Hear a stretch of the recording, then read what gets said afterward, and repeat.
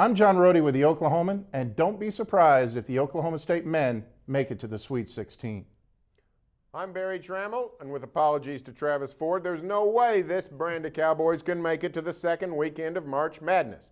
Live from the old Pubco Studios in Oklahoma City, this is Press Row, and John, wonderful season for the Cowboys. They played their way into the NCAA tournament. Great victory over top-ranked Kansas on Saturday, but I don't see any way this OSU team can make it 2 victories into the NCAA tournament. Last year, they came within a whisker. Beat Tennessee in the 8-9 game last year. Almost upset Pitt in what would have been a great, great victory. But this team is not as good. No Byron Eaton, no Terrell Harris. James Anderson is phenomenal, but these guys are really playing over their heads. If they get one victory in the NCAA tournament, I think it's a phenomenal year. Well, you know, usually you're only as good as you shoot, and these Cowboys are shooting lights out.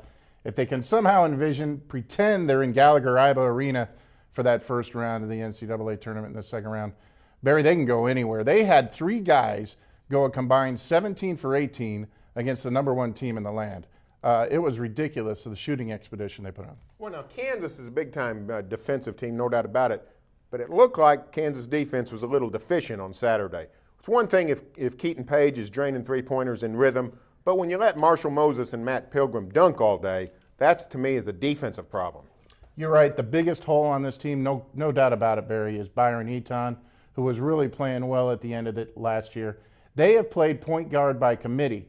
If the Cowboys can just do that for 2 rounds, I see them going to the Sweet 16. I just don't know if you can do that in the NCAA tournament. We look back at last year, those 2 games against Tennessee and Pitt, 2 very good teams.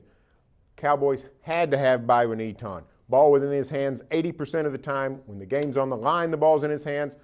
OSU doesn't have that kind of player this year. I think point guard plays pivotal in March. Stay tuned for further coverage of OSU on News OK, as well as every day in the Oklahoma.